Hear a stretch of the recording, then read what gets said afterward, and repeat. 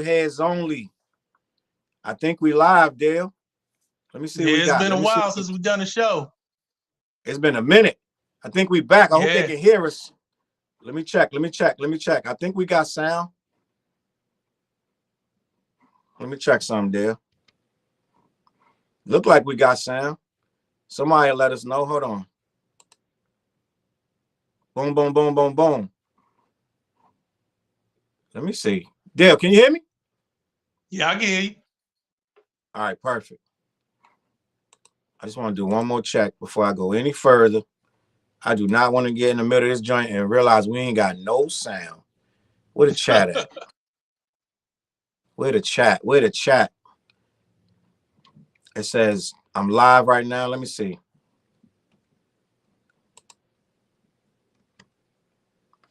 Damn, I don't think we got no sound, right, Bone? No sound? Oh, hold on. I'm live. No, we good. We got sound. Let's go, man. The role of the ghostwriter in hip hop. Old heads only. I hope y'all can hear us. Troy in the building. Trey Porter. Yo, listen. This gonna be a good topic, gang. Good evening, Trey. This gonna be a good topic with everything that's going on. My name is Charles Brown. Right there, it's called Dale Man. No name. Dale AKA Man. AKA 4 Eyes, the Ugly Professor. Yes. We got a show called Old Heads Only. Dale, we was talking about doing this topic about a week ago, wasn't we? Longer than that. Yeah, a couple weeks. Let me see if my joint looking crazy on here. Hold up, bro. Trey said the sound is good. I'm looking at okay, that's good. My output though. My output looking crazy. My joint looking crazy, bro. Hold up, dude. I gotta figure this out. This ain't looking right at all. Hold on, champ. I ain't trying to get in the middle of this joint. This joint looking crazy. Hold on. We're gonna get it right. Let me see something. Hold up, Dale. I do not want to get in the middle of this joint. Found out it was all for nothing. Oh, it's just me now, live. All right, we're going to get into ghostwriting. I guess that's a big topic right now, being that some more reference tracks came out about Drake. So we're going to get into the past of ghostwriting. Okay, there he is. I ain't got to talk as much no more. All right, I think we good there. It's that daggone. Can you hear me, Brett? Yeah, I can hear you. All right, there we go. We back. We live. Listen, we don't need to start over because I think everybody's still with us. Yo, the ghostwriter. Dale, let's talk about this because I use Drake in the thumbnail, so people gonna think we talking about Drake as ghostwriter, but Drake ain't the first dude to use ghostwriters. No, far from it. I want to have a discussion about the history of ghostwriters in hip hop, and do we need them? First of all, I think we should start off on our own personal opinions about ghostwriters, how we feel about ghostwriters. For me and you, we've been in this hip hop thing for over 20-something years. I want to get your opinion of a ghostwriter. And I think it's a long history. It don't start and begin with Drake. No, sure enough, ghostwriter? I actually wrote down a list when you told me the topic. You know, you always tell me late. So I wrote down a list off the top of my head of people who wrote for other people. All right, give it to me. What's that? Give it to me. Okay. You know, Big Daddy Kane wrote for Biz Markie. Yep. And Grand Poobah actually wrote for early Pete Rock stuff. That's right. Ice Cube wrote for Eazy-E, of course. Right. And yeah, several people write for Dr. Dre. You had DOC, probably MC Ren probably wrote stuff for him, Eminem, Jay-Z. List goes on. It goes on and on. I think Nas even wrote for Dre. Even Royce the 5'9" wrote for Dre. Yeah. And that's just naming a few. Yeah. Did you say Snoop? Snoop. I forgot about Snoop. Yeah. Corrupt. Daz. So we got it goes on and on with Dre, Dr. Dre. Then several people wrote for Kanye West. Saha the Prince, Consequence, Rhyme Fest. Yeah. Then Big wrote for Lil Kim. Also Cameron wrote for Lil Kim as well. Yeah. Yeah. Many people wrote for Puffy. You know that, Jada Kid, so on and so forth. And this one crazy? Surprised me. I found this out about a few years ago. That Dale the Funky Homo Sapien and Threat wrote songs for Ice Cube. That fucked me up. I learned that like a few years ago. That sounds legit. I wonder. I kind of remember hearing that something about Dale wrote some rhymes for Cube. Yeah, because King T said it in the interview that Threat and Dale wrote songs for him, and Dale even said it in the interview that he wrote some. They didn't give specifics like which songs, how many. They didn't give specifics. Benjamin said Snoop has ghostwriters too. Oh yeah, that's true. You said that. You said his new stuff. A lot of his new stuff he got like a lot of his stuff. He let the homies write for him so they can get some buzz. Like he let them write so he can. That's what he said. He said he let them write so they can get a little money in their pocket and da. Because Snoop don't really got time to write like that. Yeah, he's so busy, all over the place. And also GZA and RZA wrote for ODB, Old Dirty Bastard. And I ain't want to believe that, but that's true. That's true. Yeah, it is true. Yup. King Cash said Drake wrote for Kanye. That's true. Yeah. Jason in the building, he said, "What's up?" Chop in the building, he said, "What's up?" So, you know who else got written for? MC Lyte. Yeah, LL wrote her Self-Destruction joint. Right, but I think her brother's Audio 2 used to write for her too. Gizmo. You telling me Milk D used to write for MC Lyte? I think Milk D used to write MC Lyte's rhymes. Oh my God, I can't believe that because I'm almost Milk certain, D wasn't that good. I'm almost certain. I really, really believe that Milk D used to write MC Lyte rhymes. But like, you can not be good but still be a writer. You know what I'm saying? Yeah. It was a lot more than that though. I think we just scratching the surface. Man, if Milk D wrote for MC Lyte, he wrote better for her than he wrote for his damn self. Yeah. You know what? I'm about to do a search. Who? Didn't Cardi B get all her stuff written. Who? Cardi B. Oh, yeah, we know that. Ain't that new diss song that girl talking about she get people to write for? That chick that's dissing her now? Yeah, Bia. But that's like, you know what I'm saying? That's just whatever. You know what I'm saying? At this point, dissing Cardi B for not writing don't make no sense at this point. Yeah, because everybody knew knows that. Yeah. Huh? Everybody knows that. So it don't make no sense. Like, that's not even a diss at this point. It's not like she's hiding it. Right? Wasn't Safari writing Nicki Minaj rhymes? Yeah, that's what I heard. So it's like, come on, bro. But let me see. I'm looking up. Let me see something. It's way more than this. It's way more than this. We ain't even scratched the surface, bro. Dead ass. Let me check the comments too. Didn't you say Kid wrote all the Plays rhymes? Yeah, allegedly Kid said he wrote all the rhymes for Kid and Play. And then King Cash said that Lil Wayne had writers. I heard Gilly used to write his rhymes. I heard Gilly used to write his rhymes. It's always been a rumor, but they've never confirmed it. He always said it's not true. Wayne always says it's not true. Everybody says he got ghostwriters, and Wayne always say it ain't true. So I don't even know, bro, to be honest with you. I think it's some truth to it, but they haven't proven it. They haven't proven it. So I don't know, bro.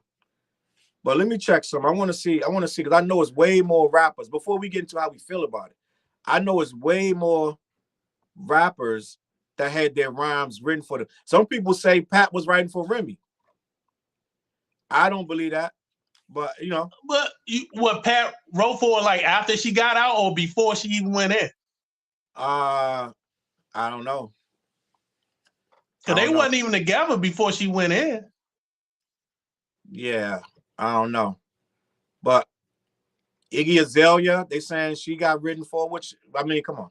Yeah, yeah. Let me do some. Cassidy's claim he wrote a whole bunch of people's rhymes. Yeah. Let me see something. I say he wrote for Travis Scott. Travis Scott don't strike me as somebody who really a writer anyway. You know what I'm saying? But let me check something because I want to see something else. Because I know, one second. I know something about MC Roxanne had her rhymes written. Now she claims she wrote her own rhymes, but I remember hearing something about Roxanne Shantae, somebody writing her stuff, but I can't say for sure. She probably jumped down my throat if she heard me say that.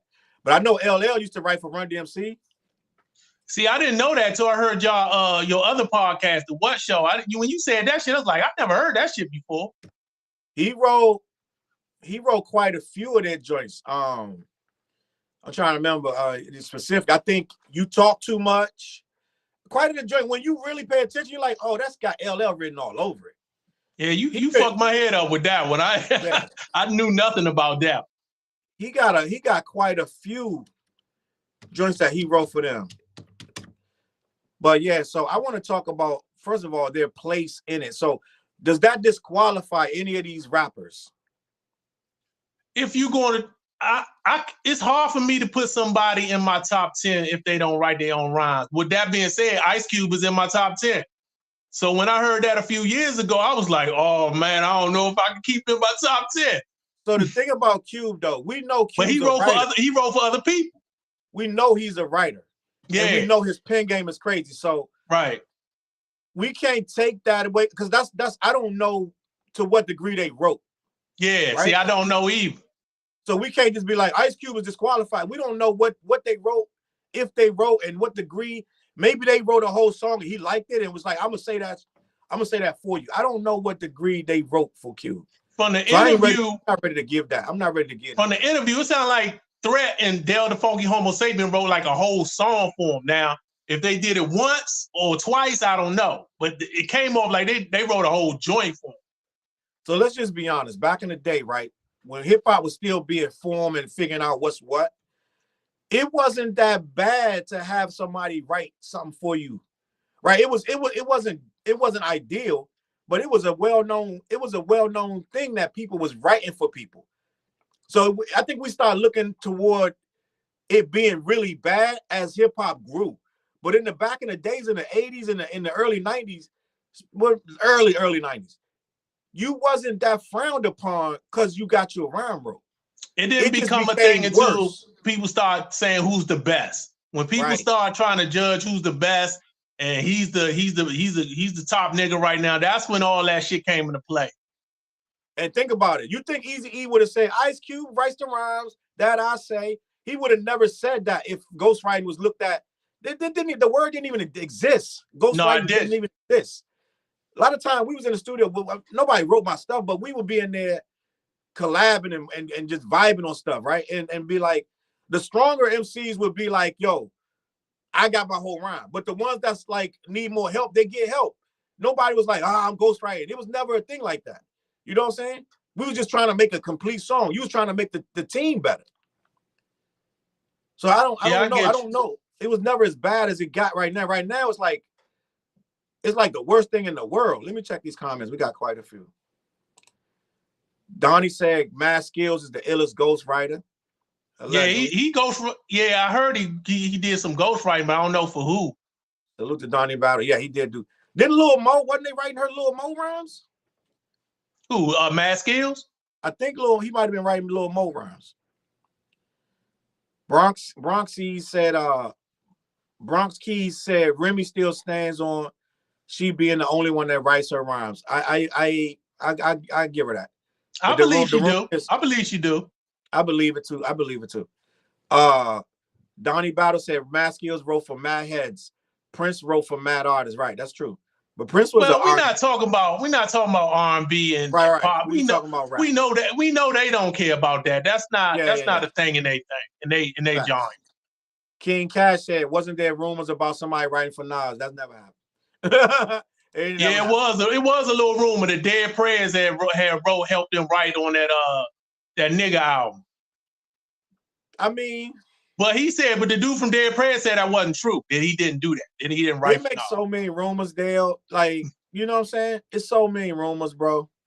It's crazy. All right, so Travis Scott rides waves. Then he said, well, no, he creates silly waves. That's true. And then Chop said Pharaoh wrote for Diddy. I mean, everybody wrote for Diddy. That's another one. Yeah. Everybody wrote for Diddy. You know what? Nas wrote for Fresh Prince. And Fresh Prince I forgot about that. He did. Yeah. Fresh Prince could write. That's the thing. People understand Will Smith could write. So it's like, you know what I'm saying? Let me keep it pushing. Kendrick wrote for a lot of people. That's what Jason said. I don't know. I guess so. And then King Cash Kendrick wrote for Dre. Kendrick did write for Dr. Dre. Yeah, everybody on that Compton album. Yeah. King Cash said, see, we out here moving the bar for Cube. It's only bad when you try to knock Drake down. You're right. You know what? Let's address that. First of all, let's talk about that. The thing with Cube is a rumor. The thing with Drake's is facts. No, it ain't no rumor. It came out their mouth. Dale the Funky Homo Sapien said he wrote for Cube. So okay, so let's just say this. Let's say it's true, right? Let's say it's true. How many songs you think Cube got written for?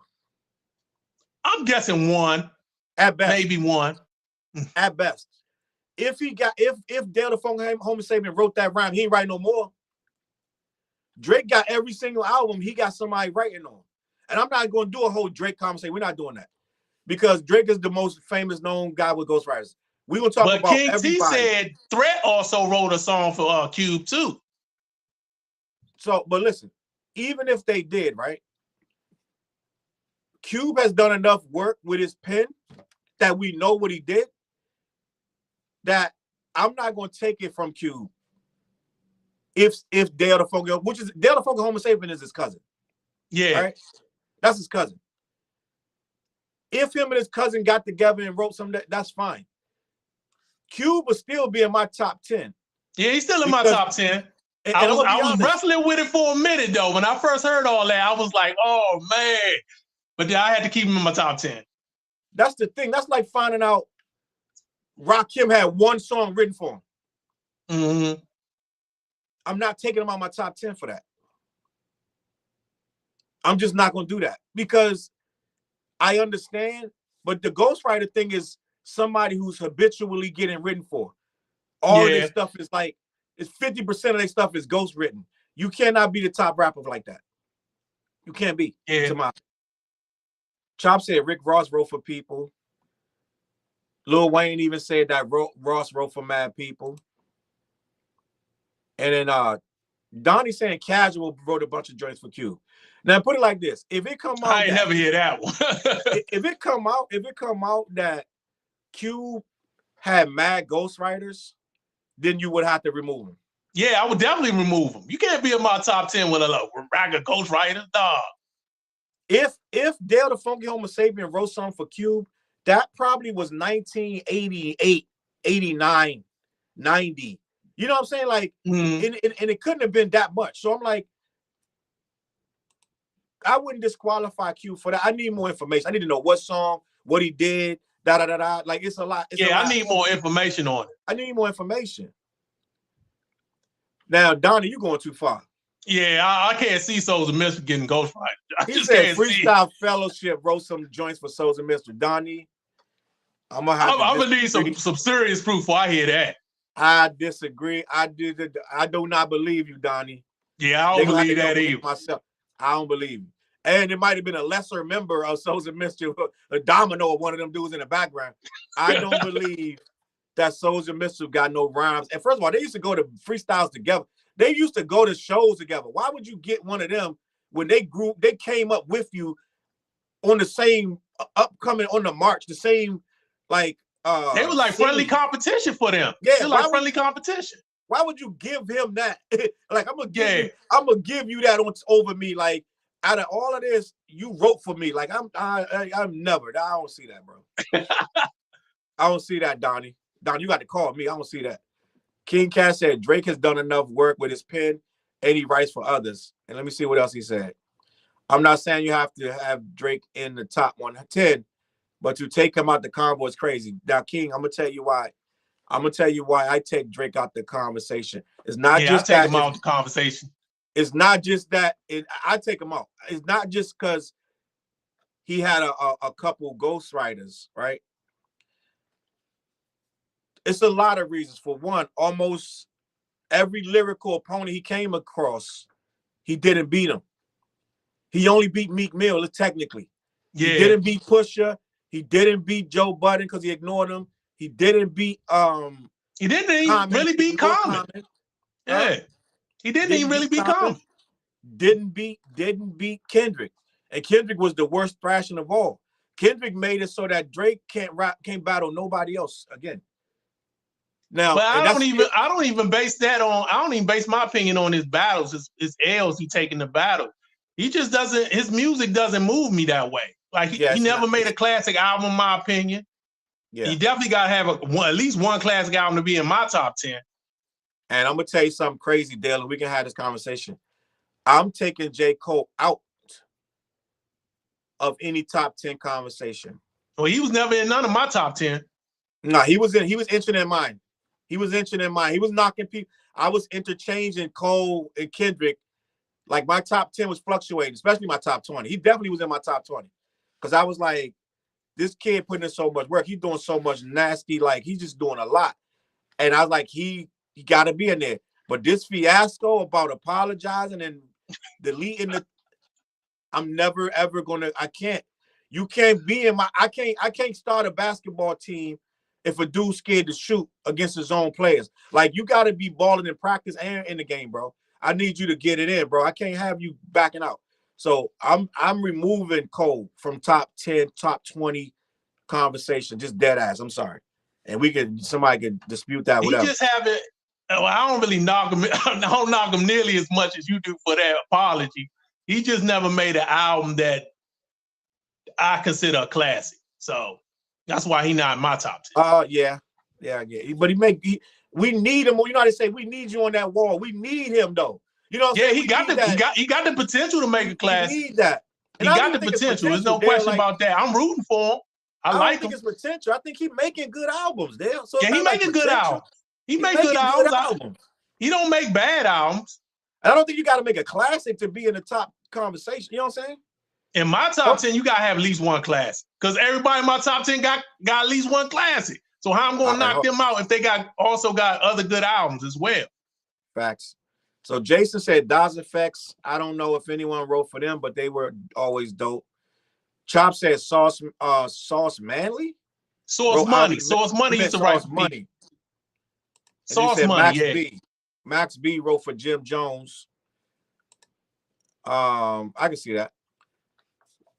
Bronx Keys said Drake and Q aren't comparable, though. There's a whole host of reasons why he doesn't belong in the top 10. Plus, writing for Beyonce, Alicia Keys doesn't count. He's right. You're right. Bronx is right. They're not writing the same. And Cube changed hip hop scope. Cube changed the scope of hip hop itself. And plus, Drake is so all over the place. He's singing most of the time. He's doing the calypso. Yeah. He's doing the Afro beat. He's so all over the place. It's hard to like put him in that hip hop top 10 or top 20. For the same reason, I can't have Kanye in mind, because Kanye's all over the place and he's got 100 writers, and you know what I'm saying. I can't have him in mind either. So it is what it is. It is what it is. But the role of the ghostwriter, I want to talk about that, because look at all the people we named. We obviously need those ghostwriters. Would you agree? Yeah. Take away the Chronic. Take away, I think Salt and Pepper was getting their rhymes wrote. Yeah, Herbie Lovebug probably was writing some of their rhymes. Nobody's taking away Drake from hip hop, right? Nobody's saying Drake can't be a part of hip hop. But what we are saying is, we're not going to put you on the same level as a Nas, a Rakim, and KRS-One who really wrote their rhymes.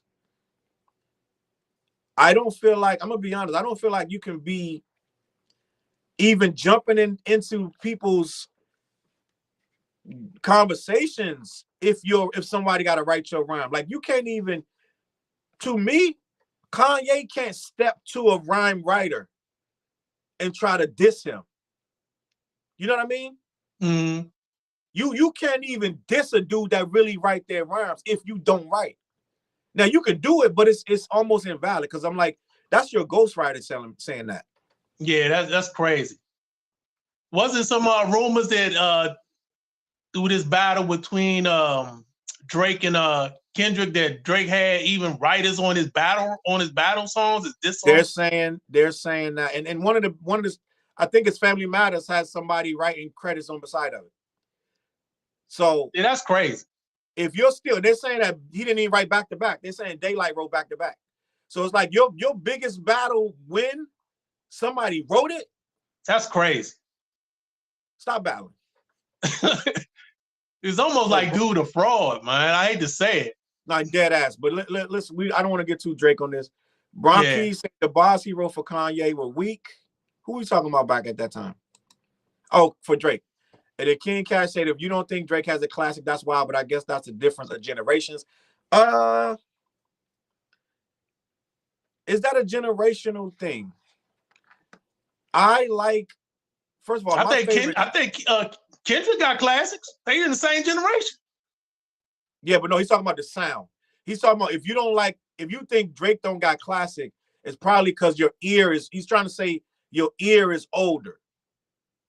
Right. But how's my ear old? It is old. I embrace my age, but I'm saying how's he? And what he's saying, if I'm saying Kendrick got classics, and he and Drake came up at the same time, how's my? I don't understand. Because Kendrick makes Drake makes music for younger people. Okay. His sound is more of a modernized sound. Kendrick will still give you a boom bap sound, and Kendrick's subject matter will relate to an older. See, that's what we need to be really talking about. Drake's subject matter isn't of the ilk of the top 20 rappers because it's mad very limited, and that's it's not timeless. Did he basically say it's not timeless? It doesn't evolve. It doesn't change. It doesn't go, out of a certain like type of bubble. It stays right there. It's always the same. You never get too deep. It never gets too philosophical. It's just right there. It's face value.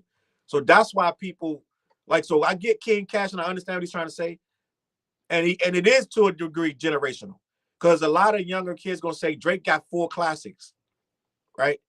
Yeah, it's older people, in their late 30s, 40s that think one is. Albums, Thank Me Later or something is a classic. Thank Me Later. Yeah. I like Take Care, and I like the one album that everybody says is weakest album. I like it because it flows. I like Views. A lot of people I hated Views. Yeah, a lot of people say Views is trash, but I wasn't listening to Views for rhymes. I let Views just play. And Views almost like background music, like white noise. I can't tell you hardly nothing on there, but I remember liking that album. You see what I'm saying? It wasn't a rap album to me.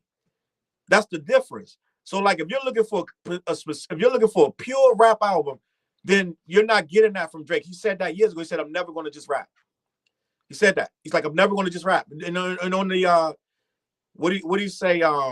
He just said it on this thing. He was like, some to the effect about, I don't know. I'm trying to remember what he said, but he was just basically saying, I'm not going to just do what you think I'm going to do. I'm not doing that. I'm going to do what I do, and I'm believing, and that's going to be the end of that. So a lot of people are looking for him to do a pure boom bap, or not even boom bap, but more rap friendly album, and he doesn't do that. I don't think he's going to ever do that. He's never going to do that, and he always told you that. Let me see. Chop said, I can't discredit J. Cole because he bowed out of a battle. I want to have that conversation one day, Dale. I had a problem with him at first, but then as I saw how the battle went, I don't blame him now. I don't even blame him for not wanting to be a part of that shit. Oh, let's get into that narrative, Dale. Let's get into that narrative, Dale. Y'all gonna make me do this. Y'all gonna make me do this. And I'm gonna get a bunch of comments. I'm gonna get to that, but I want to get into this J. Cole backing out of this battle. And Fliz told me that the last week we was on the What Show. Fliz was like, it ain't that serious, bro. Because I was like, I'm never going to ever look at this guy the same. I'm completely changing how I feel about J. Cole forever. And Fliz was like, what I will say, it's going to be hard for him to come with these raps saying he rap better than everybody else after that. Like I'm the rawest nigga on the mic. He can't. It's gonna be hard for him to say that type of shit after that apology, though. And that's why I'm going with it, Dale, because he got here by saying that. Yeah.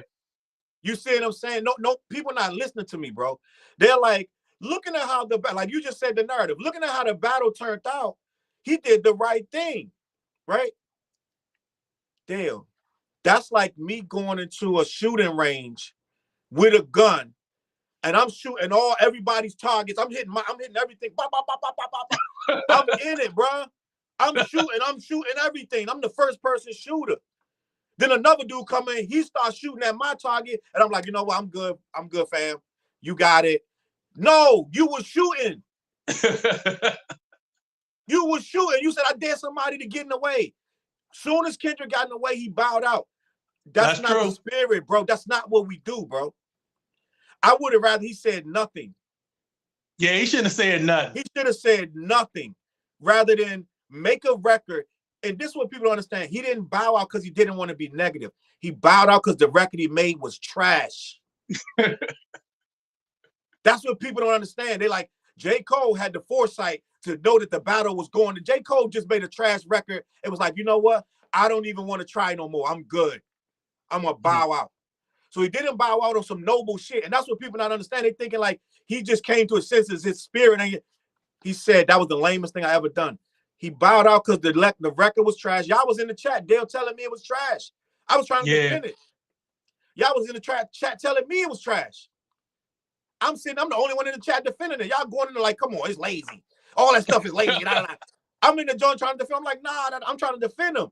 And then how many days later he gonna go and say, I'm backing out and I'm gonna delete it. So we are rappers, bro. We got this top 10, top 20 for a reason. You know why the people in my top 10 and top 20 is in there? Because I know they're gonna go. They're gonna spit, they're gonna make records, they're gonna go hard, right? Yeah. They're gonna do this hip-hop thing right. They're not gonna get one toe win and then bow out. They're not gonna do that. That's true. Anybody in my top 10 got this, they handled it. Yeah. That's why they in my top 10. It's just that simple. I can't have you in my top 10 if I'm scared that he might bow out in round 2. Yeah. It is what it is. He bowed out in round 1. I can't have no rapper bowing out, bro. So no, I don't respect him. And even people, just like you said, oh, seeing how the battle went. How the battle go? Let's talk about the battle. Drake told this nigga, he said, yo, where you at, Kendrick? Nah, where you at? And he told him, every time you respond, I'm gonna respond. Yeah. And guess what happened? By song 4, he was like, you know what? I'm good. I'm checking out. You got that, right? No, the battle went how it's supposed to go. It's a rap battle. It went how it's supposed to go. One dude's gonna quit sooner or later. Guess who quit? Aubrey. Yeah. He quit. The battle didn't go negative. It went exactly how it's supposed to go. 2 dudes gonna battle. They're gonna say some stuff until one of them realizes it's over. How did Jay and Nas end? Jay lost. Yeah. He tried to come back with Super Ugly. He lost. He lost before he dropped Super Ugly. Yeah, pretty much. So a battle goes until one dude lose. So Cole didn't do the right thing. He suckered out of a battle. I ain't got nothing against what you say. I totally understand where you coming from. Bronx Key said exactly. Let me keep it moving. King Cash said, do you have to be a battle rapper to be the best rapper? No, but he wasn't duck no. He's right. Drake didn't duck no smoke, and I would put Drake in my top 20 before J. Cole. That's how the turn of events. This battle showed me, bro. It said, yo, Drake gonna battle. It's like if we're at the basketball court, that light-skinned dude gonna fight with you. You know what I'm saying? Like, yeah. That light-skinned dude, he may be singing and all this stuff with the girls, whatever, but when dudes want to fight, Drake gonna take his shirt off and he gonna fight.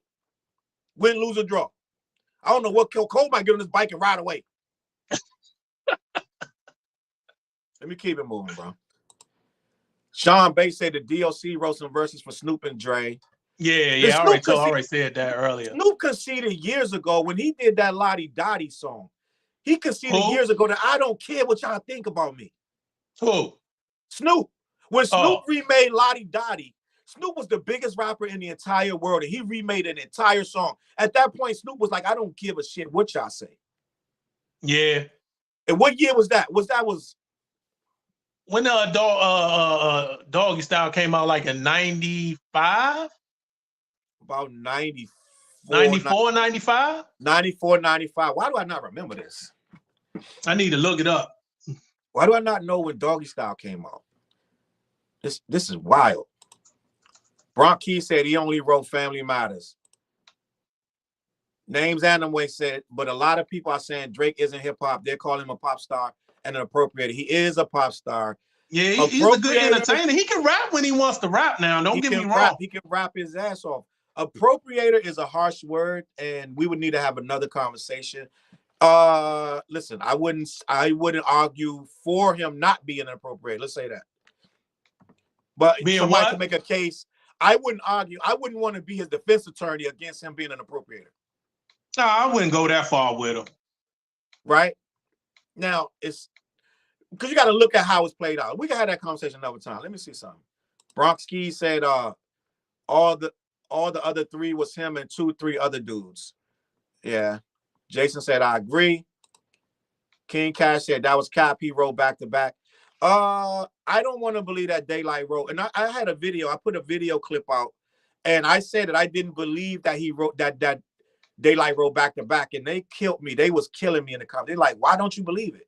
They were like, you're an apologist. You're a Drake apologist. Like, they was killing me, bro. They was on my ass. I was like, bro, I don't believe I believe Drake would come back on his own with back to back after being accused of ghostwriting. Why would you go get a ghostwriter to write a song where you're responding to ghostwriting accusations? That's crazy. If he did that, that's crazy. Because you telling me some new shit. I didn't know that somebody wrote back to back, but I can believe it. Well, Doggy Style came out in 93. Doggy Style came out in 93. 93, that sounds legit. Yeah. That was a very good year. That's the year my son Trey was born. That was 93 is one of the best years in hip hop, to be honest with you. Yeah, it is. Mr. Caswell said, people always talk about Kendrick and J. Cole. What about Skyzoo, Bishop, Nehru, and Afro? I like Skyzoo is nice. I like Skyzoo. Skyzoo is nice. Skyzoo wrote for some people too. He said he wrote for some famous people, but he couldn't give up no names. I guess he wrote one with them. What's that thing you got right when you can't say who you wrote for? Huh? What's that paper you write when you can't say who you wrote for? What it's called?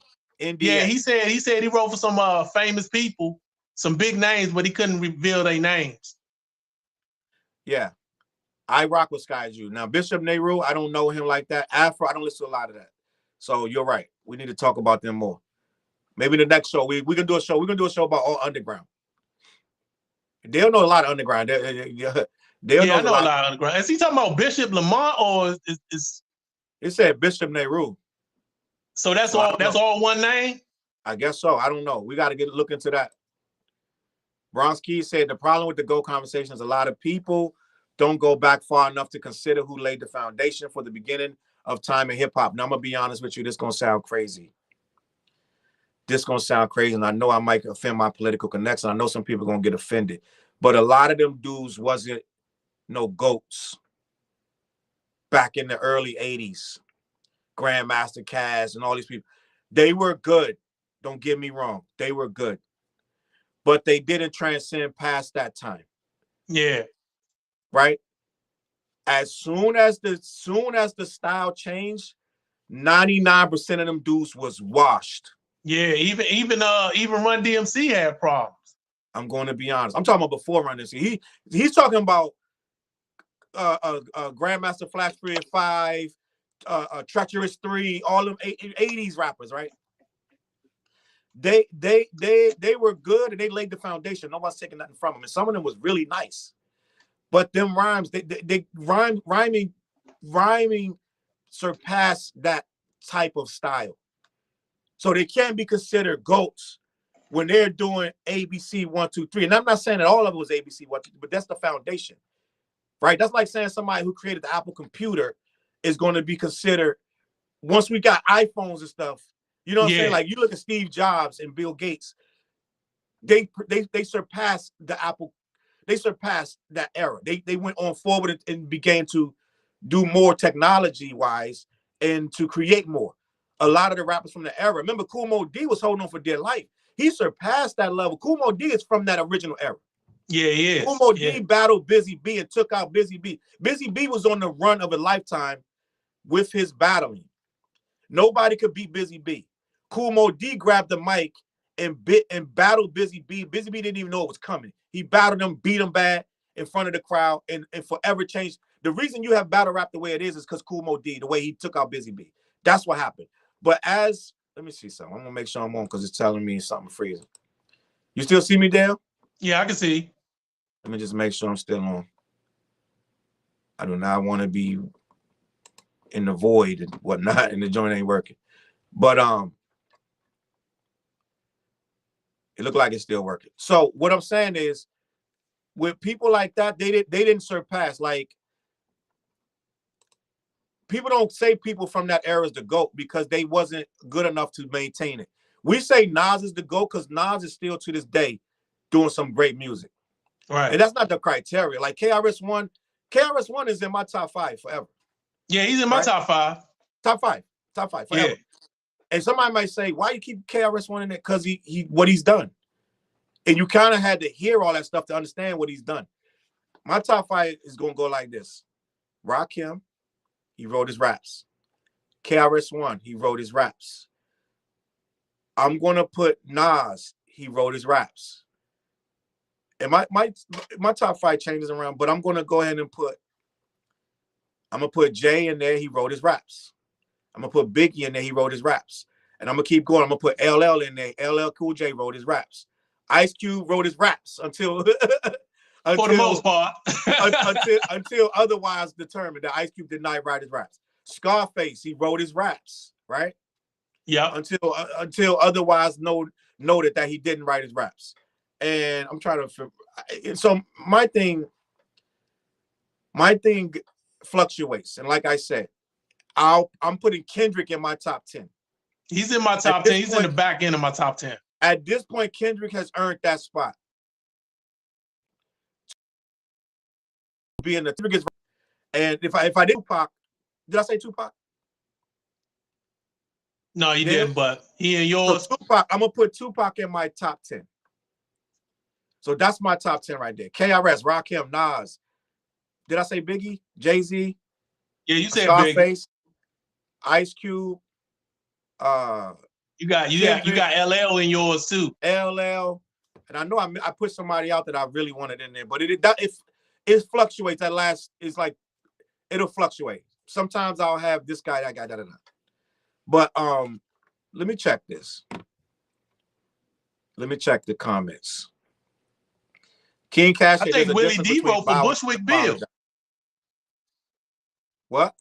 I think I heard Willie D wrote for Bushwick Bill.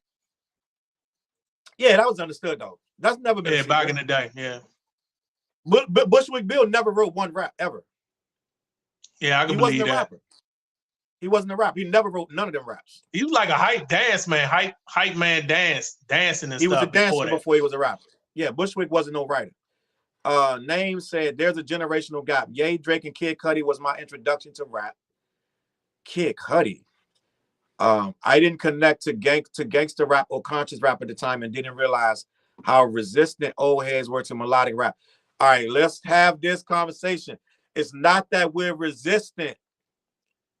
It's a little group called Boom Boom Boom Boom Boom Boom. They used to sing. It was Whistle. The group Whistle from the 80s was singing. We had a lot of rappers that UTFO was singing. That's what I'm trying. Slim Kid Trey from Farside was singing. Singing his ass off. Singing his ass off. It's nothing new. We can go. What's them dudes that had that song? They was out of New York, and they had quite a few songs. And Ghostface uses them all the time on his stuff. We talk Force MDs. Force MDs was the original singers. Yeah, they was singing almost more than they singing more than they was rapping. They was rappers first. And then they blew up with singing. They had that song, oh my God, Force MDs. What's that song? First of all, they had the rap song, Itching for a Scratch. But their singing song was bigger than the rap song. They had one of the biggest singing songs in the world. Yeah, Tender Love. They R&B song. That's a classic. Tender Love. So it ain't that we don't get melodic rap. You're talking about mumble rap, which is different. Mumble rap and melodic rap that's two different things. Old heads are resistant to mumble rap because a lot of times the mumble rappers are mumbling and not saying that. Now we get it. They say, "Oh, we were not mumbling." Like Migos used to get offended when we called them mumble rap. I get it. At one time, there was a lot of mumbling in rap. Now, a lot of dudes are saying their lyrics clearly. 21 Savage, he says his stuff clearly. Lil Uzi Vert, on the other hand, still low-key mumbling a little bit. Let's be honest. Migos got better, though. I didn't like Migos at first, and then they got better to me. I started liking Migos got a lot better. For some reason, I don't know. They just dedicated themselves. They got better. Like, this stuff got, like, palatable. I was like, yo, I can rock with this. Quite a few Migos joints. Quite a few joints on Offset joint was rocking. But let me keep this moving. So, no, it wasn't that we was resistant to melodic rap. And I want to address this comment even more. It says, I didn't connect to gangster rap or conscious rap at the time. I don't think it was much gangster or conscious rap when Kid Cudi and Drake was out. Yeah, it wasn't a lot of gangster rap. It kind of was moving away from that, especially conscious rap. Wasn't much conscious rap to draw on at that time. Yeah.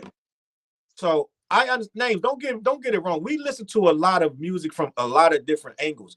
I just told you I like a lot of Drake joints. I'm just not making him a top 5 rapper. I don't feel like Drake's a rapper. He's an entertainer. He's a pop star, which is nothing wrong with that. Michael Jackson is a pop star, bro. Michael Jackson is a pop star. Nothing wrong with pop star. Let me move it. King Cash said I like 7 Minute Drill. I told you I got torn apart for trying to defend it, so I don't know what I feel anymore. Let me keep it moving. Dale, did you like 7 Minute Drill? You ain't like it. It was okay. It wasn't bad. Cash said it's okay to lose a battle, but ducking is crazy. Sean Bay said 93. I guess he was responding to the Sean and Mr. Cash was telling us when Snoop Dogg came with the Snoop joint. Yeah. Yeah. And then Ames said maybe Cole just didn't want to be low vibrational towards rappers he respects. 7 Minute Drill was as far as he was willing to go, and that was a light jab. That's true. He didn't want to be low vibrational, but I don't think it's low vibrational to just rap. He didn't have to be. You can rap. That's what I never understood about this battle. They didn't have to be so. They didn't have to go so low. Dale, is it possible to just rap without calling you a pedophile? Yeah, that was you think that was crossing the line? I don't have no problem with it. First of all, to me, a battle's a battle. I can say anything I want to you. Once you come and say you want a battle, I'm gonna say the most demeaning, disgusting things to you. I don't care. It's a battle. You seen these dudes battle? Have you ever watched a battle rap? Yeah, they say some fucked up shit. These dudes say anything to you. They don't care, bro. Yeah. So once you battling, and that's what Drake got to understand.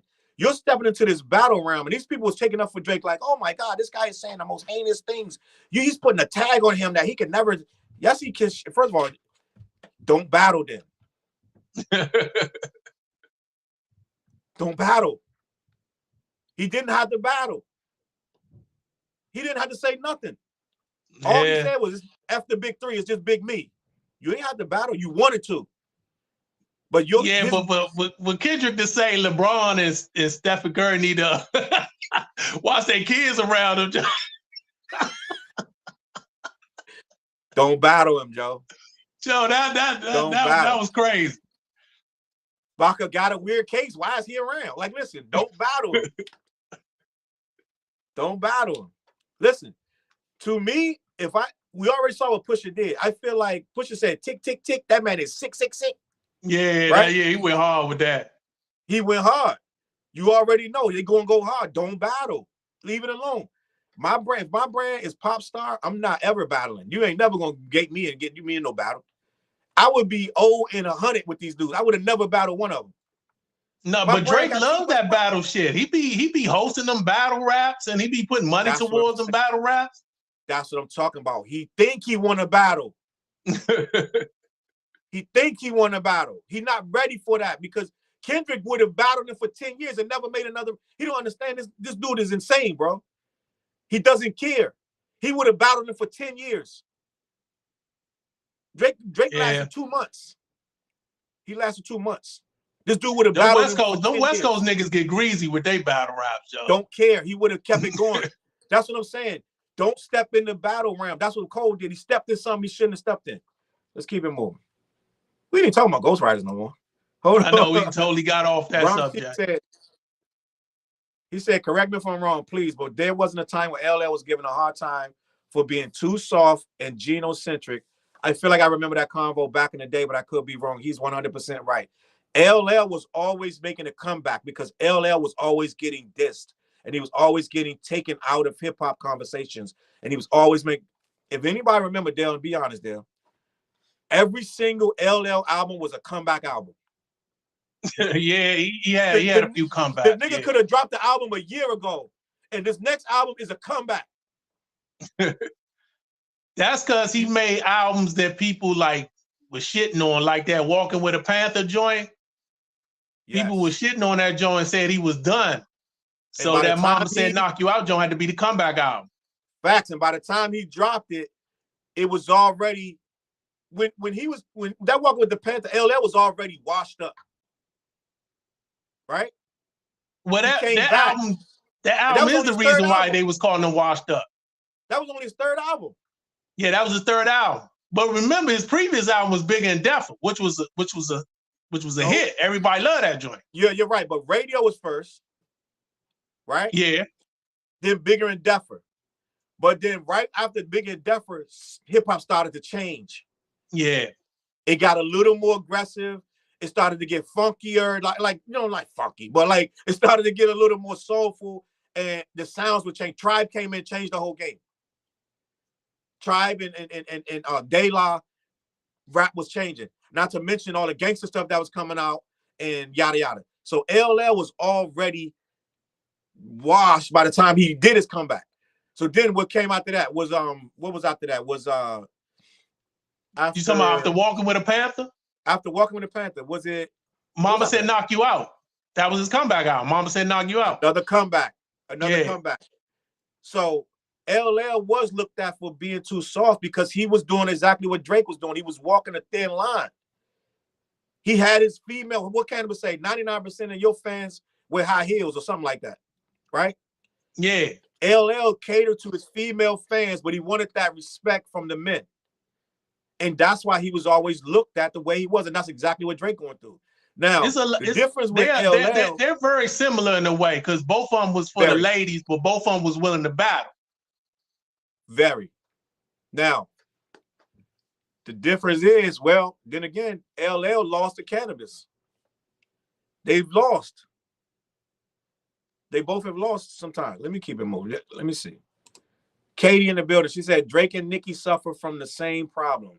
They are willing to sacrifice their artistic integrity to stay current with the kids, respectfully, in my opinion. That's true. That's true. That's true. Because both of them can rap. Yeah.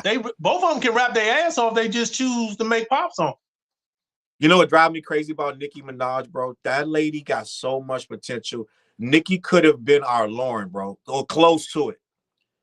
But every time she drops, she gotta make the goofiest. Like, it gotta be goofy. It gotta be super pop. Like, I love Moment for Life. One of my favorite records. I hate to be that guy bringing up old stuff, saying that's the best thing. But Moment for Life is a moment, bro. I love that record, bro. Hard ass beat. She was open and honest on it. It was like a dope ass. Her verses was dope. It felt like somebody that really was engaged and tapped in. This stuff that Nicki be dropping right now be like mad contrived, mad like, let me try to be different and try to make a pop record everything got to be pop, everything. And it's maddening, bro. Mr. Cash said Bishop Nehru worked with MF Doom. He's a young dude, but he nice. There, we sleeping. We ain't get. Okay, I never heard of him. I heard of Bishop Lamont, but not Bishop Nehru. We gotta check him out. Bronchi said, "Nah, you're right. I'm just saying the conversation for a lot of people starts with Biggie." Then he said, "I'm talking about going back further than Biggie." Got it. Oh, he's talking to Katie. Drake era over. I agree. Is the Drake era over? Let me keep it moving. Vic in the building. He said, "I'm the GOAT." I know I'm the GOAT. Salute to Vic in the building. Screw Drake. Let me see what else we got. So they're having a back and forth about Biggie and Pac. We're not even gonna get into Biggie and Pac right now. Mr. So Cass why said, do you, okay, I'm gonna ask you a question. Why do you feel, it seems like, well, maybe it's kind of hard because the numbers are so lopsided, but it seems like a lot of producers who rap get their shit written for them, and there's a lot of female rappers that get their shit written for them. Is that, why you think that is? Or is it fair because, you know, the numbers are so lopsided? Not as many producers rapping and many females rapping as it is dudes. Just dudes that just say they rappers. I'm gonna be honest with you. It's a couple of reasons why females getting written for. A lot of females are getting, let's just be honest, a lot of them getting used by men. Men want to put them in front of the camera and use them for their body and make raps for them and put them out there. They want to put them out there because they can sell records with them, right? Now, you do have the women that can write their own raps. I believe Lotto writes her raps. Nicki Minaj writes her raps. I believe Bia is claiming she writes her raps. Rhapsody writes all her raps. Rhapsody writes her raps. Dale just did a review for Rhapsody. He just put it on. We just put it on the other page, the CLBMG page. He just did a. I name her album, Dale. You just did an album review. Please Don't Cry. Please Don't Cry. And you said the only issue with it was too long. I just felt it was too long, but it's a good album. Yeah. So we got quite a few rappers. What's the girl Shot Rock from? She's on what's the name of this record? She's on Rhyme Sayers. Yeah, Rhyme Sayers. But ain't she from DC? She's from DC. So they got a bunch of female rappers, but the ones that get thrown in front of us are the ones that dudes are writing their raps for and making them say heinous stuff like whatever, right? And we're not giving the ones that really can write no time to shine. Now you say, why do producers get written for? Because they producers. They can't write. Yeah. But I'm a producer and I write. But I'm not on their level. So, you know, I'm not producing for 1,000 people at one time. So I guess you will have somebody write for you. I can't see me having anybody write for me, but I get it. How many people can, and I used to do it all the time. I don't do it no more, but how many people can make the beat, like produce the beat, then write to the beat, do the hook, the chorus, go in a booth, say all that, come out, mix all that stuff, do all that stuff together. It's hard to do all that on a high level. And a lot like Deep Nuts used to do that. Diamond D did it. Diamond D used to do that, but this is people from the 90s. I don't know if Rod Wave is doing that right now. I think Rod Wave might make his beats and make it and write his rhymes. I think he does. J. Cole most certainly does. Yeah, but I see him as a rapper first, then producer. So yeah, but Dale, he made most of his beats up until recently. Yeah, but I know, so but he rarely like.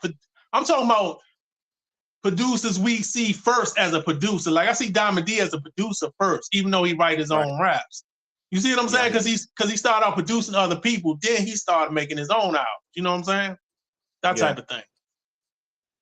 Let me see. Keep it moving. Mr. Cashworld said, Professor Griff said he ain't a rapper, but he did have an album back in the day. That's back when everything goes. Anything goes back then. When Griff was coming out, man, they was writing for anybody. They was putting anybody in front of that mic. They was putting anybody. Yeah. Like, I'll write anything for anybody. Like, it didn't even matter. I think 357, Oaktown 357, I think all of them, they wrote all of that for them. Like, you know what I'm saying? Like, yeah.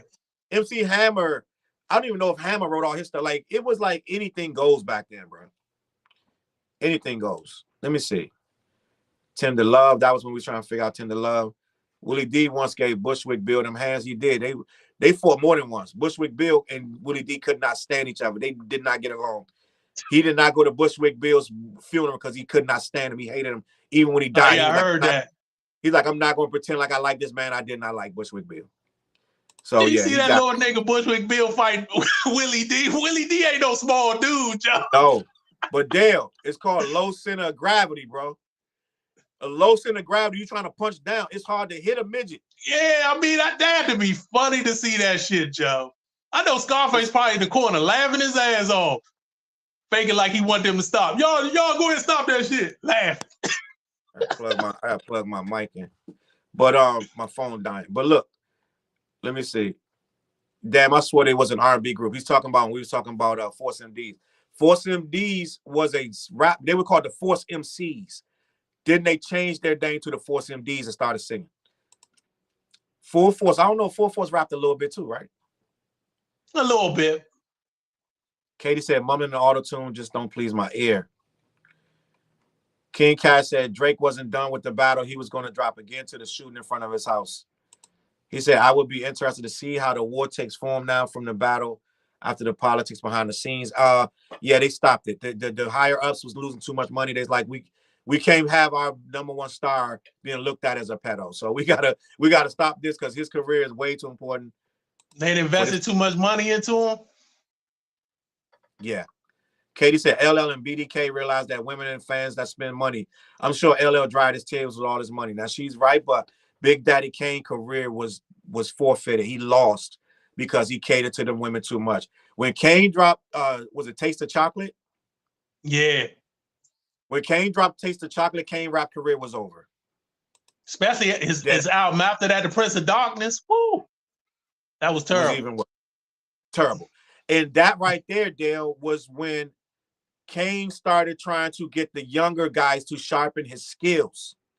He said that recently that he was going to the parks and going to get up on all these younger guys, and he would have them coaching him and everything because he felt he was out of the loop. And that's why Kane don't make no music no more. Because he felt, which he did, his flow got soft. He got a little too, like, his edge was gone. And when you heard Kane trying to be at his hardest, it was not sharp.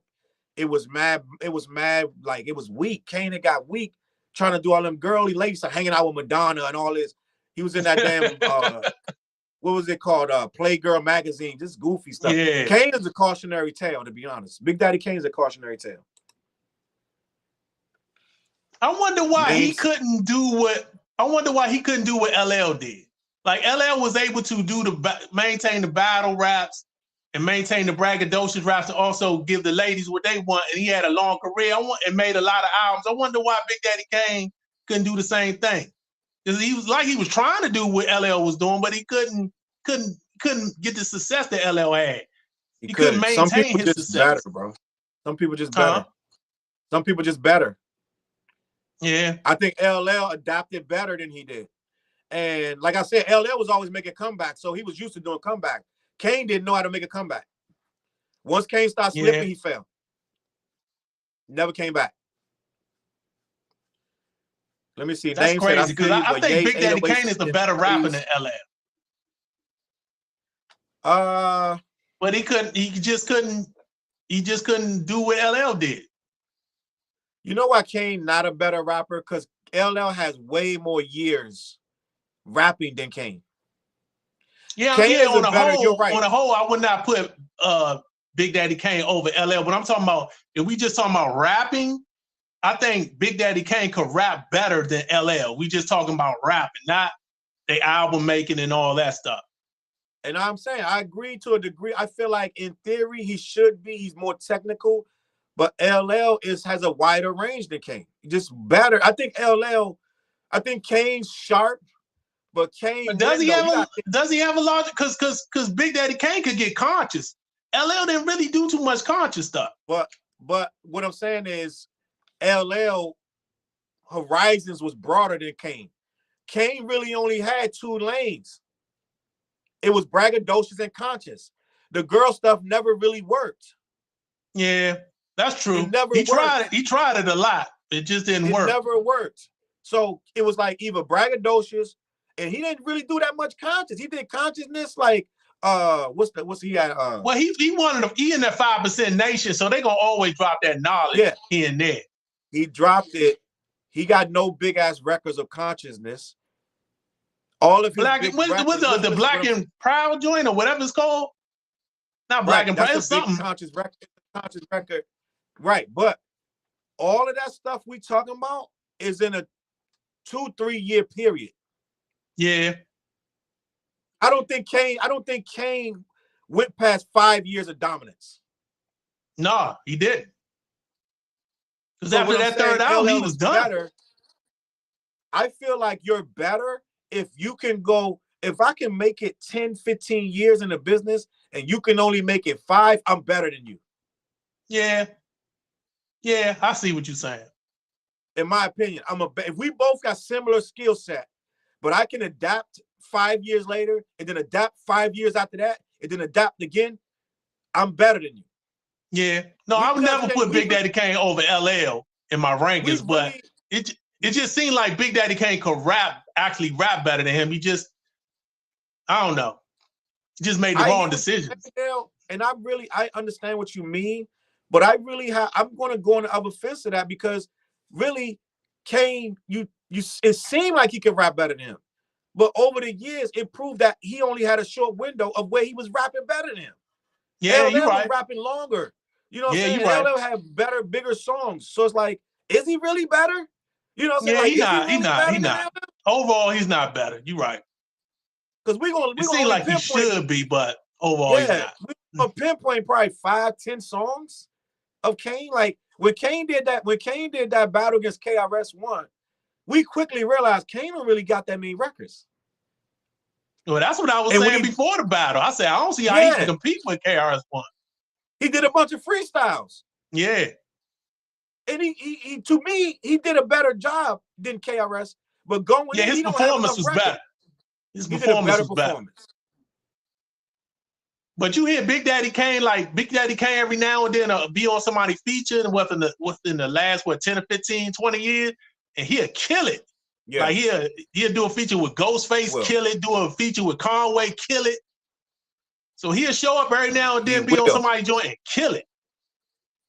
That mean he got mad time to get that together. You know what I'm saying? Like, look at Andre. Andre killed Drake 3,000 kills every feature. Every feature kills. Yeah, he does. But then he won't do an album. Yeah, I think he's scared to do a solo joint. Yeah. Scared? Is he? Well, maybe scared? That's the wrong word. Well, he kind of like be indicating that he not sure about doing a whole rap album. So I'm not too far off by saying scared. A little trepidation, maybe. Yeah, I think scared could be used. The word scared could definitely be used. Let me get to this names. I want to get to this names comment. He said, I feel you, but Ye's 808s and Cuddy's Man on the Moon were not mumble rap. The culture criticized, dismissed those albums at the time, but they went on to influence a generation of artists. That's true. Yeah, I didn't like 808s. I say that. I don't like either one of those albums, but they did have a big influence on what everybody's doing now. That is true. I do like the singles. I like the singles from 808s. The 3 singles, I like those songs, but I didn't like 808s as a people think I'm crazy when I say that. And a lot of people jump down my throat when I say I didn't like 808s, but I did not like 808s on Heartbreak. Because I was looking for the old Kanye. I did not like it at all. So it is what it is, but he's right. They did influence a lot of artists. A lot of people did want to be like Kanye when them joints came out. And a lot of people started using 808s. As a matter of fact, 808 had kind of died down as an instrument. Only people using 808s was like South, booty shaking music. You know what I'm saying? It was like that. Yeah. And then Trap picked up on it. Trap picked up on it after 808s though. In my opinion. Let me see. How are rappers supposed to keep reinventing themselves over multiple decades? New cadences, new flows without outside help. I think it's unreasonable to expect them to create music in a vacuum. That is true. And that's why KRS-One can't survive in this decade to me. That's why a lot of my people in my top 5, top 10 can't survive now. Nas has beat the odds because of Hit Boy. I think without Hit Boy, we wouldn't be talking about Nas right now. No, we wouldn't. We wouldn't be. He'd still be in my top 10, but he wouldn't be number 1. He became number 1 with that 6 album run for me. Because I had Jay-Z at number 1. And then when he made that 6 album run, I was like, oh, he passed Jay-Z. He like, bye. He's like, way. Jay-Z way back there. You have to. I think Jay has. But I got Jay-Z second. Even with them 6 albums, Jay's still ahead of him with albums. Not to me. No, not to me. I'm not talking about quality. What you talking talking about how many that he has. So Nas playing catch up with them 6 albums. You see what I'm saying? Oh yeah, because Jay-Z's putting out an album every year, it felt like. Yeah, Jay-Z was putting out a lot of music. Nas went 6 years without 1 album. He went 10 years without an album. Remember his Life is Good came out in 2012 and he put out that Nasir to like what 2019, 2018, something like that. That's almost 10 years. Even with them 6 albums, he still didn't catch the amount of music Jay has already put out.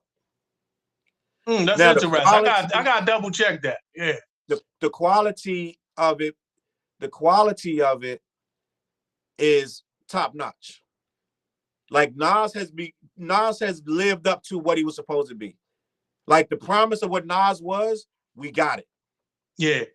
We got it. We got the masterclass MC. You could pop in any of them last 6 albums and give a masterclass in MCing from Nas. But even with that being said, it's still like we were talking about Andre being scared, right? Yeah. I think you're right to a degree with Andre. I think he's being scared. And let me see. It says, no, we were talking about what Name said to them to creating a vacuum. He's right. That's why that's what we were talking about with Nas. Big Boy was the outside help that Nas needed. Yeah. Not Hit Boy. I'm sorry. Hit Boy was the outside. Hit Boy, yeah. Names is saying a perfect example of why you can't just be in a bubble. Now I'm gonna hit you with one that you're not gonna think of. Eminem is about to come out, and Eminem is making his own music. Eminem is trending #1 with the Houdini record. Yeah, I know. I saw that. I'm almost 100%. There's no outside influence on that record. There's Alchemist produced that joint. Did he? Yeah, he produced that joint. Did he? Yep. Don't sound like an Alchemist joint, but Alchemist produced that Houdini joint. Well, he ain't writing none of the rhymes. No, of course he ain't writing none of the rhymes. No. So what I'm saying is, the question was new flows and cadences. I'm sure Alchemist is not telling Eminem how to rap. No, I'm pretty sure of that. But Alchemist can rap himself on the low. Yeah, he low key. But Names is saying, do you expect him to create in a vacuum? He's speaking of like Drake. Getting outside influence is one thing. Drake be out and out taking these dudes' flows and their cadences without their permission. He just find a new one and take it. Yeah, that shit is, when I heard that shit was crazy. So that's different.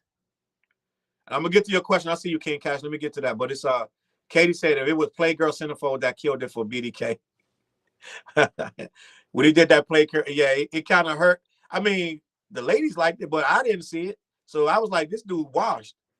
And Katie said LL worked harder. He did. I think Kane just didn't know what to do. You know how some people just don't know what to do? He just didn't know what to do. Let me see.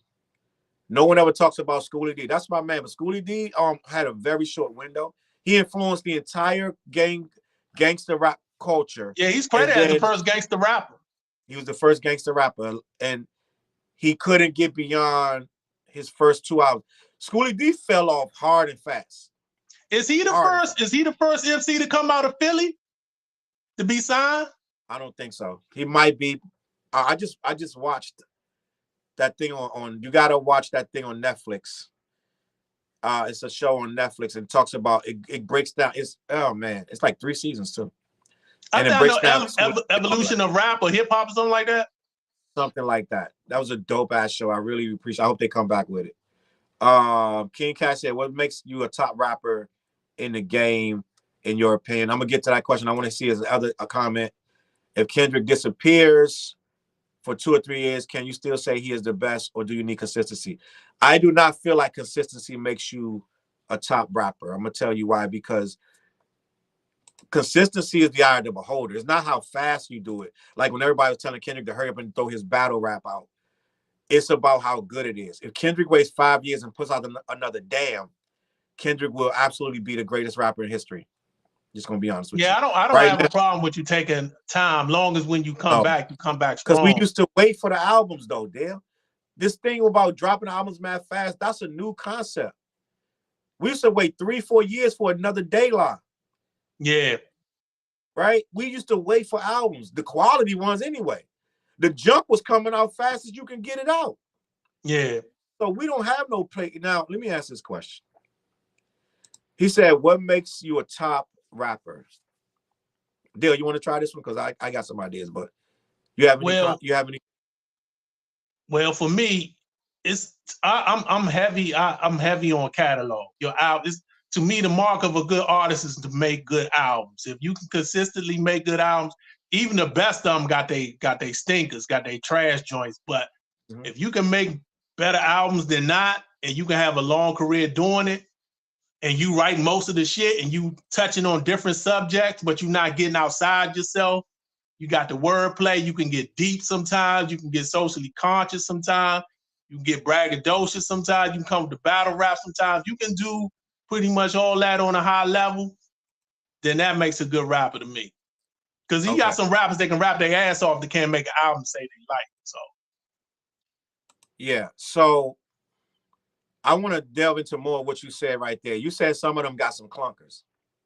Yeah. In your top 5, name the clunkers of your top 5 rappers. What's their bad albums?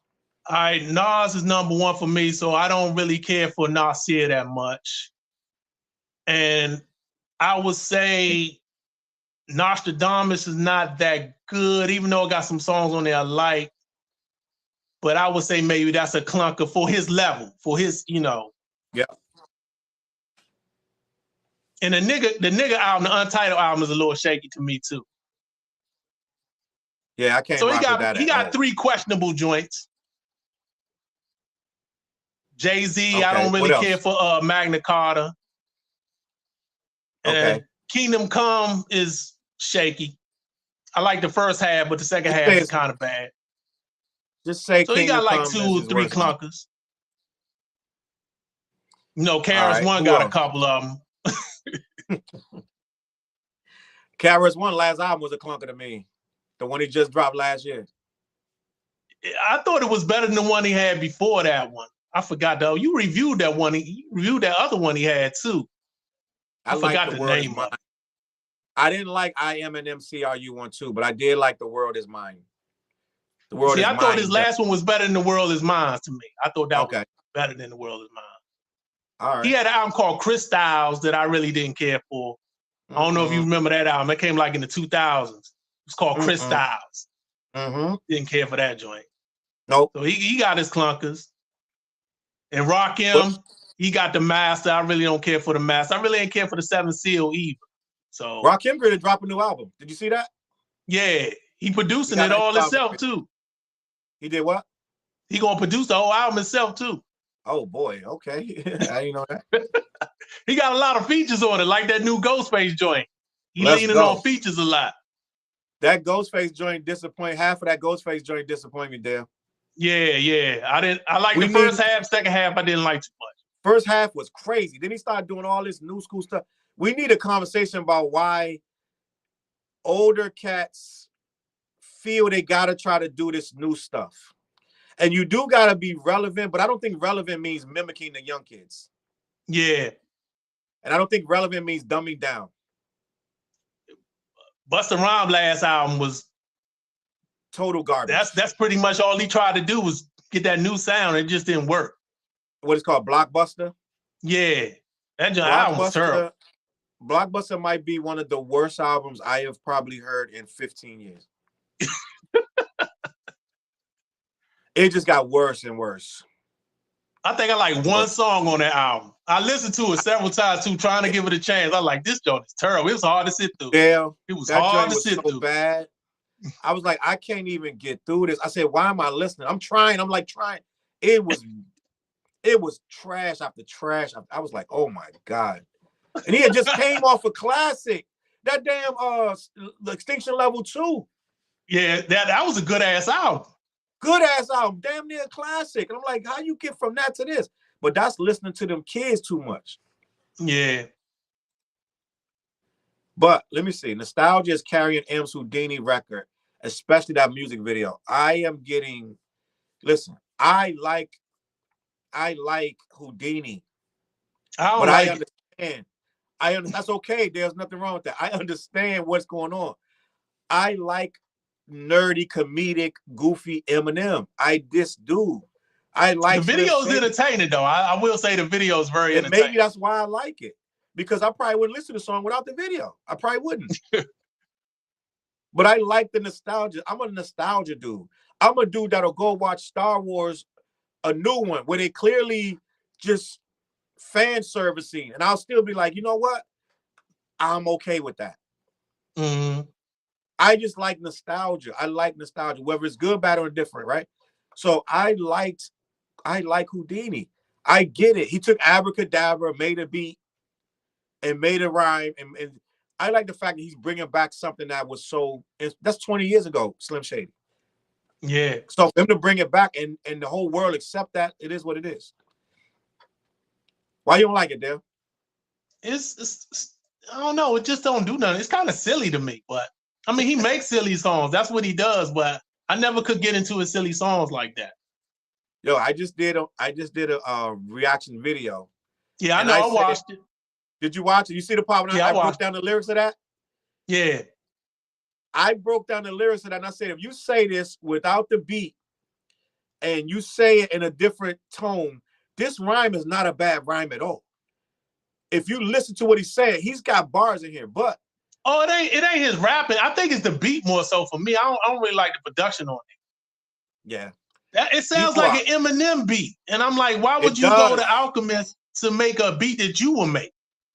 Yeah, that didn't make no sense to me. I didn't know Alchemist. I saw a picture of Alchemist. I was like, why is Alchemist in here? Yeah, Alchemist made that beat, but it sounded like a beat that Eminem will make. And I'm like, get an Alchemist type beat. Go have Alchemist make a joint that you will make, but you know. But he's doing an amazing rollout. He's making it a movie. It's like an interesting concept of he's going to kill Slim Shady, and the only way to kill Slim Shady would be Goofy. Slim Shady, the concept of Slim Shady is Goofy, so you can't come with some. You know what I'm saying? You can't come like freaking Conway the Machine on the joint.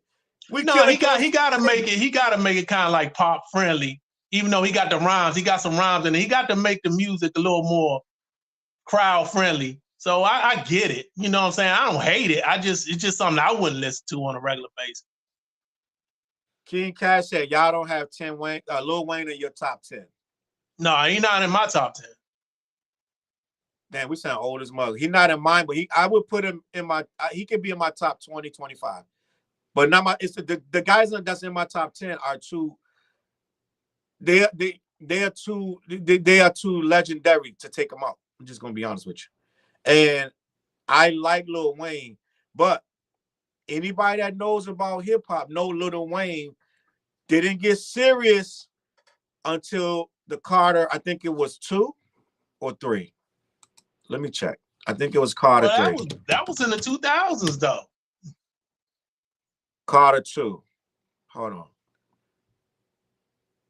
Let me see. Hold on. The Carter. Was it the Carter? I will say this about Lil Wayne. He be killing features. Every time he's featured on the joint, just about he kills it. So I will give him credit for that. He's like the king of the features. Lil Wayne, I give him that type. Yeah, I think the Carter.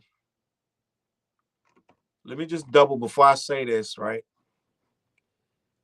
He got serious either the Carter or the Carter 2. Where he listened to Jay and a lot of people's why they were legendary, and he studied the game, and he really became really that dude. The Carter 2 is the 5th studio album. Let me see the names on this joint. Best Rapper Alive, Hit 'Em Up, On the Block, Shooter. Yeah, I think this was the one that he finally impressed me. The Carter 2, December 6, 2005. And I'm going to tell you, when I first heard the Carter 2 was in New York. I was riding through New York one night, and he had just dropped the Carter 2. Is that the album with Millie on it? Or that Carter 3 with Millie on it? A Millie. Which Carter is that song on? That's on the Carter 3. Okay, all right. That's his biggest album right there, Carter 3. Yeah, but the Carter 2 to me is when I realized, oh, this dude really is about this game. He really trying to be great, right? So when he dropped the Carter 2, before that, I was like, he's still playing with this. He's not really trying to be great. After the Carter 2, I was like, oh yeah, this dude is really about that. And that's when I started to respect Lil Wayne. He got Fireman on there, Hustler Music, Shooter. Let me see the features on here. Ron Isley, Robin Thicke. Yeah, I like the Shooter joint with Eric, Robin Thicke. That's my joint. Yeah, this the joint where I was like, okay, now I was like, oh, he studied Jay. I could tell. I was like, oh, he studied Jay. He trying to really be Biggie and Jay. And he said before I dropped this album, I listened to all the greats. He said I listened to all of the greatest artists, and then I crafted this album.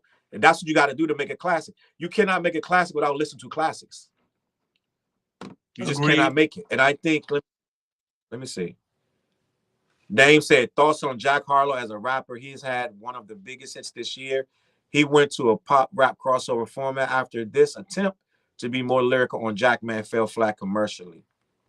Yeah, his album when he rapping, I got that album when he rapping. There ain't really no commercial joints on there. He can rap. I was surprised. I think it's called. I think the name of the album is called Harlow or something like that. Does he say the name of it? He didn't say the name in the comment.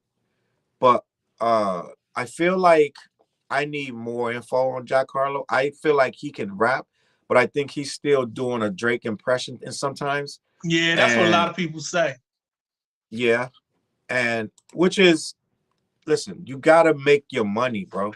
If you want to be big in this game, you gotta play the game, and I understand. So I don't hold it against nobody. I used to hold it against people. Now I MC Hammer, I learned like, yo, Hammer, Tone Loc, Vanilla Ice, they were playing the game.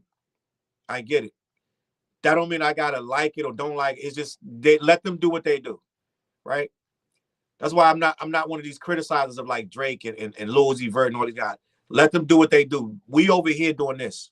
You know what I'm saying? The artists that I support, I'm gonna put in Freddie Gibbs. I'm gonna put in Nas. I'm gonna put in Conway. I'm gonna put in Benny. Right? These are the people I'm gonna be listening to. Yeah. Let Drake do Drake. That's who I listen to. Do that. Right? Do that. And I'm gonna still listen to the legends. Like when Q-Tip, whenever they drop this new Tribe they got, whenever LL drops this supposedly all produced all Q-Tip produced album, I'm gonna listen to it. I'm gonna listen to the legends. I'm gonna give them sometimes the legends album's trash. I just like Jazz Oak album. He came out with an album and it was to me, it wasn't good. You know what I'm saying? And quite a few of the legends they step back in the game and they're not really ready.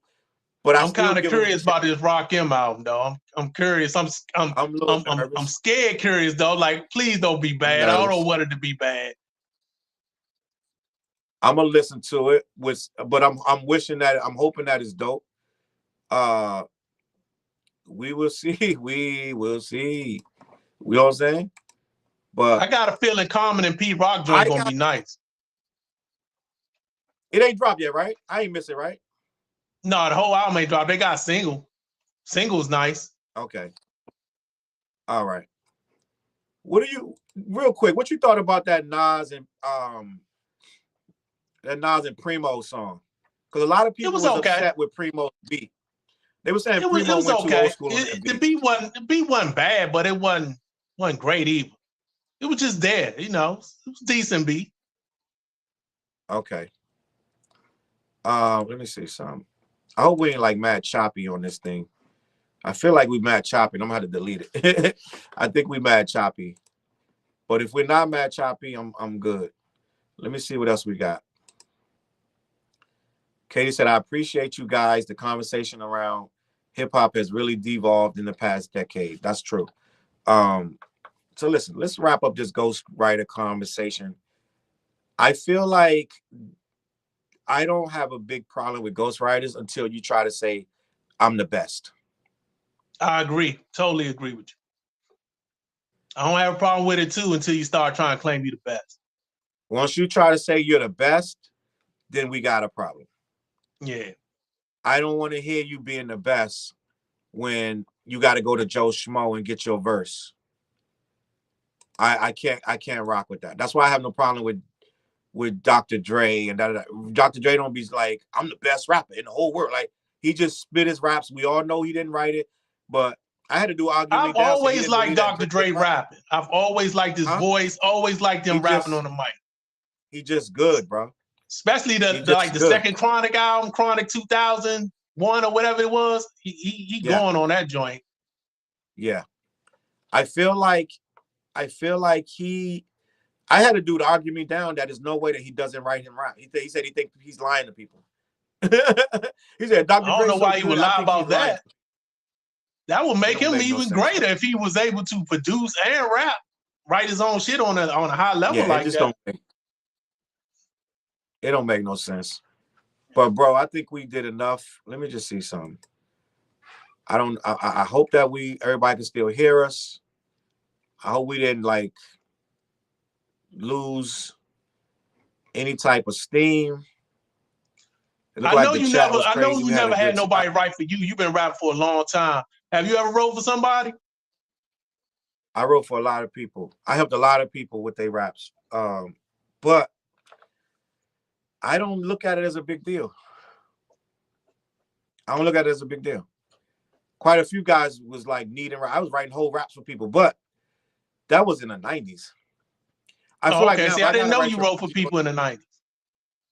If I feel like now if I gotta write your rap, you don't need to be rapping. Not with me. If some young cat came to you, you wouldn't write for him? Absolutely not. Like a younger cat?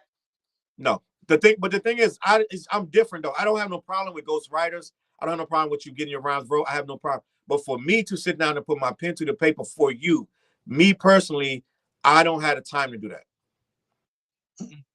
I got my own raps to write. I don't have the time to write your raps, bro. Well, I'm sure if you was getting paid, you would do it, right? Wouldn't you do it if you was getting paid? The bag will have to be very severe. Dale, my standards are super high. And I don't really do stuff just for money. Like, let's say if a major artist was like, yo, they want you to write this and they're going to give you, my wife will be like, yo, you better do that. You know what I'm saying? You better do that. But I'm not seeking that out. And I wouldn't even be like enthused to do that because it's a lot with that. Now I got to try to fit and figure out getting your head. And then, you know what I'm saying? It's a whole thing. And I got to try to rewrite if this ain't working. Like, it's like a lot at this point. You owning me, like, yo, don't I write this different, you could be talking to me crazy now, you know what I'm saying? Like, and I hear stories about that too. People, when they get interviewed, they talk about writing for people, they be like, no, that ain't good enough, you gotta rewrite it. I know one guy said he had to write something like over and over and over again. Yeah, it ain't enough money in the world for me to do that, because I take my words so strongly. Like, yo, I'm like, I wrote that and that shit's bomb to me, you know what I'm saying? Then he like, nah, write something else. Like, nah, are you crazy? You know what I'm saying? Not at this point in my life. I'm too tired, bro. I got too much shit going on. I can't be writing your raps, bro. I'm sorry. But I have no problem with ghostwriting. Say, here we go. 10 ghost-written tracks. We probably didn't mention all these. Let me get this. Getting Jiggy With It was written by Nas. I heard he wrote Miami, too. Yeah, I think he did. Wow, Run DMC wrote for the Beastie Boys. I didn't even know that. I could believe that. Paul Revere? I could believe that. Back in the day. Jay-Z wrote Still DRE. Yeah. Cameron wrote Crush on You. Yeah, for Lil' Kim, yeah. Yeah. And Cool G Rap wrote for Salt and Pepper. I ain't never heard that. Chick on the side. If that's true, that's crazy, Joe. If that's true. I never heard that. That's wild. Cassidy wrote Got It All for Eve. I could believe it, but I didn't know that. Pharoah Monch wrote The Future for Diddy. Yeah, he did. Jay-Z wrote the only Diddy album I like. That's when Diddy was getting lyricists on that joint. And Jay-Z wrote for Bugs Bunny for Space Jam. I can believe that. Yo, listen, let me get to these last bit of comments and we out. Katie said, I don't think the new generation really cares if artists use ghostwriters. Really, nobody cares, but the new generation don't care. They don't care. No, they don't care, but nobody cares until you start talking about I'm the best, and that's when people care. Antoine Austin, salute. He said, Let It Flow used to be Run DMC song, but they gave it to Beastie Boys on their first album. Let it flow, let yourself go, slow and low. That's like my favorite song on that first Beastie Boy song. I mean, Beastie Boy album. Sound like a Run DMC That sound like the Run DMC. I can hear it. I can hear this shit. That was my album, bro. Remember, I don't know if you remember when people didn't know the Beastie Boys was white. Do you remember that? Yeah, I remember that. You might have been a little too young to know that, because when Beastie Boys came out when they first came out, there wasn't even no album cover. It was just, you heard it, the song on the radio. It was just the plane, the back of the plane on the album cover. Yeah, but they dropped before that. They had songs before that. But when the album with the plane came on it, you still wasn't sure that they was white at that time. Let me see. Bronchi said these new cats need to learn how to enunciate and pen to pad. Facts. So listen, the conclusion, the ghostwriter has a role because some people can't think of stuff. Some stuff is better. Some people could write better than they can rap. Right? If Safari really was writing Nicki Minaj rhymes, she a better rapper than him. Right? Yeah. He sounds awful when he's rapping. I never heard him actually rap, but yeah. If he can write it and someone can spit it, there's a lot of people eating right now, writing songs that can't perform for shit, but they can write some great music. Yeah. So the ghostwriter has a place in the business, and I'm not going to ever say we need to get rid of the ghostwriter, because then you probably have a lot more trash than you got right now. And some of these rappers need ghostwriters. Katie said Eminem wrote The Watcher and forgot about Dre. Eminem wrote a lot of that great stuff. I knew about that. Facts. All right, Dale, I want to get out of here because I think we talked enough about the ghostwriter. What do you think, Dale? Is it necessary or you hate it? No, I mean, I don't have a problem with it if it's going, especially if they writing hits for you, but you can't, like you said, you can't claim you the best if you got a whole bunch of people writing for you, or you had a whole bunch of songs written by one particular person. It just don't go together, but I have no problem with it on the whole. There it is. I think we touched enough. The role of the ghostwriter is they are necessary, but you cannot be the best if you use them. Is that that sound legit, Dale? Yep. That's what it is. All right, gang. That's what it is. Make sure you go over to the sponsor. Black-Yeti.com. Black-Yeti.com. Make sure you go over there. If you're a THC user, if you like THC infused products, go over to the website black-yeti.com. Make sure you check them out. They got the flowers over there. They got the funnels. They got the gummies, the THC gummies. They got the moonshine. I ain't even had the moonshine. I ain't never even drank it, but I do tend on. I try that moonshine. I'm not a smoker, but I try that moonshine. Okay, say that. Yeah. When I get that, Dale, make sure you bring some next weekend. We're gonna be in Deep Creek.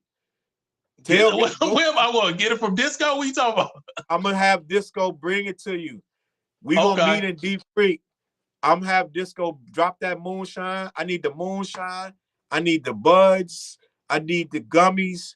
Now, I'll try the gummies. I don't need the gummies like that. Some of that bud, and I need some of that. What else he had? He had the chocolate. Tell him I need 2 or 3 squares of that chocolate. BlackYeti.com. Make sure y'all go over there and check that out. I'm Charles Brown. Over there on the left is Dale. Dale Man. There it is. Dale Man. Follow him on social media. And we got music together. We got an album called Force Multipliers. If you look up Charles and the Ugly Professor, go check that album out. We always talk about hip hop. We do hip hop of a different ilk. We do like more abstract to a degree. Abstract, boom bap, but with a new, with up to date. It's up to date. Yeah, we get crazy whack funky. Go check that music out, man. Dale got mad music. I got mad music. Go check that out. We got videos together, man. It is what it is. Old heads only. We appreciate y'all watching, bro. Dead ass. Anything you want to say, Dale? You good? No, that's good. Get that Force Multipliers. Charles and the Ugly Professor on all streaming services, right? All streaming services. And news flash, Dale, I have started writing Force Multipliers too. Okay, I've been waiting. I told Dale, don't let up on me, stay on me. So he been on me all year. Listen, it's coming, Dale. Stay tuned, gang.